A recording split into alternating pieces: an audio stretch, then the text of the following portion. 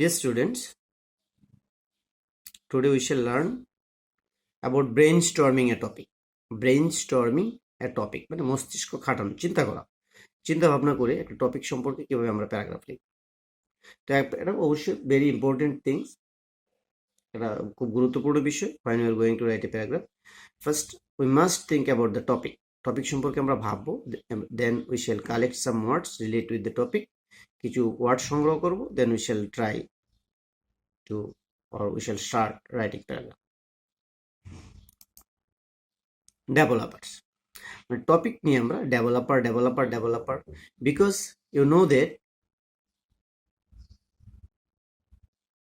we start a paragraph with topic sentence কি করবে, জিনিসটার পরিচিতি দিবি, what is this, general statement বা তোমার ডেফিনেশন আমরা টপিক সেন্টেন্স হিসেবে লিখবো, এবং কনক্লুডিং সেন্টেন্সে আমরা কি করব,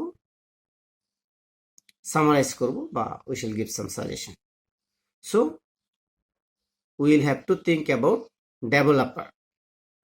টপিকটার ডেভেলপার হিসেবে আমরা কি কি ওয়ার্ডগুলো ব্যবহার করব, কি কি সেন্টেন্সগুলো ব্যবহার করব, এটি হচ্ছে আমাদের ভাবনার বিষয়, এবং এটা নিয়ে আমরা ব্রেইনস্টর্মিং করব।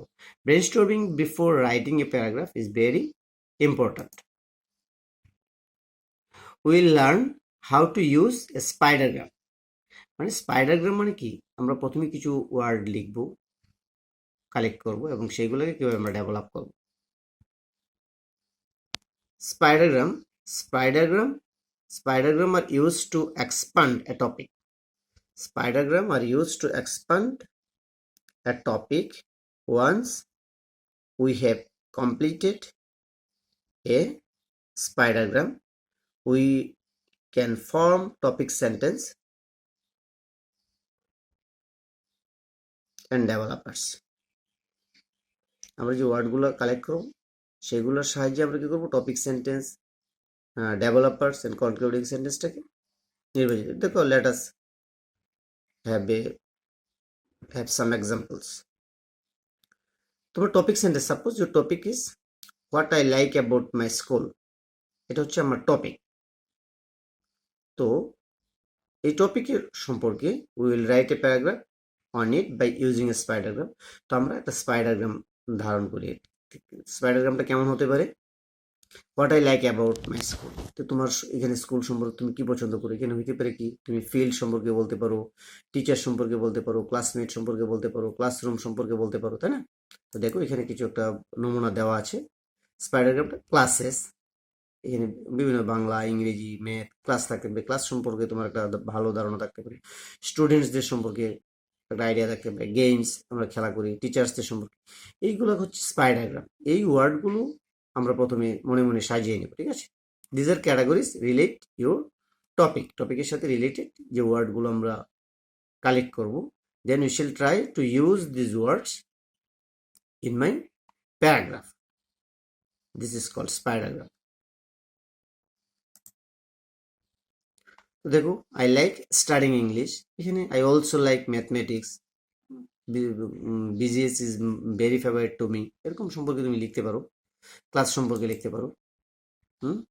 Copy down the spidergram and think one or two more reason for each of the categories given to explain why you like your school. এই সম্পর্কে এখানে একটা আই লাইক স্টাডি ইংলিশ, তুমি এখানে আরো 2-3টা সেন্টেন্স লিখতে পারো এই ক্লাস সম্পর্কে, তাই না? স্টুডেন্টদের সম্পর্কে তুমি 2-3টা সেন্টেন্স এরকম লিখতে পারো। দেখো, teacher, my teachers are good teachers, একজন টিচারের নামও লিখতে পারো।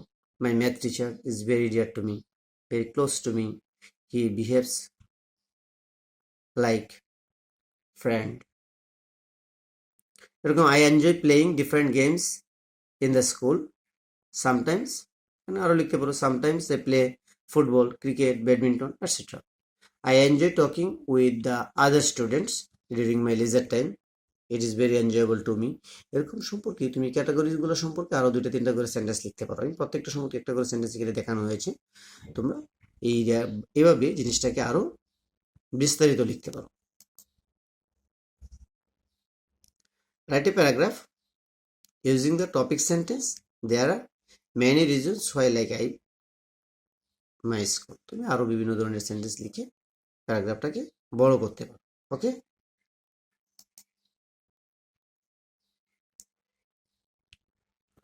দেখো এখানে রিলেশনটা আমরা দেখো, কালচারের সাথে কি রিলেট করতেছি, বাংলাদেশি মানে ফুড হ্যাবিট সম্পর্কে তুমি লিখবা। ফুড হ্যাবিট সম্পর্কে আমরা প্যারাগ্রাফ লিখতে যাচ্ছি। তো কালচার হচ্ছে আমাদের কালচারটা কি, প্রথমেই হচ্ছে আমাদের স্পাইডাগ্রাম হচ্ছে কালচার, টাইপিক্যাল ফুড, মিলস, এগুলো সম্পর্কে লিখলেই তো আমাদের কি বলছি food habit of Bangladeshi people হয়ে যাবে, তাই না? তো এখানে কালচার সম্পর্কে আমাদের কি কি লিখতে হবে, ইট উইথ হ্যান্ড, এটা আমাদের একটা কালচার। ফ্যামিলি, ইট টুগেদার, পরিবারের সবাই একসাথে খেয়ে থাকে। তারপরে দেখো মিলস, আমরা কি ধরুন ব্রেকফাস্ট আমাদের একটা মিল, লাঞ্চ হচ্ছে আমাদের একটা মিল, আমরা কি করি স্ন্যাক্স খেয়ে থাকি, স্ন্যাক্স অ্যান্ড ডিনার। ঠিক আছে, এই মিল সম্পর্কে আমরা এগুলো লিখতে পারি। এরপরে দেখো ফুড সম্পর্কে আমরা rice, fish, sweet, meat, vegetable, dal. ঠিক আছে, তো আমরা প্রথমে কি করলাম, আমাদের ফুড হ্যাবিট সম্পর্কে, আমাদের ফুড কালচারটা কি, টাইপিক্যাল ফুডগুলো কি কি এবং মিলসগুলো কি কি, এই জিনিসগুলো আমরা প্রথমে তিনটা যদি ভাবি, তিনটা সম্পর্কে আরো বিস্তারিত লিখবো আমরা। ঠিক আছে, এভাবে আমরা যখনই একটা প্যারাগ্রাফ লিখতে যাচ্ছি, এটা নিয়ে আমরা ব্রেইন স্টর্মিং করবো, জিনিসটা সম্পর্কে কি কি লিখবো আমরা, it will help me. Okay, this is paragraph. তো what are the topical eating habits of Bangladesh, culture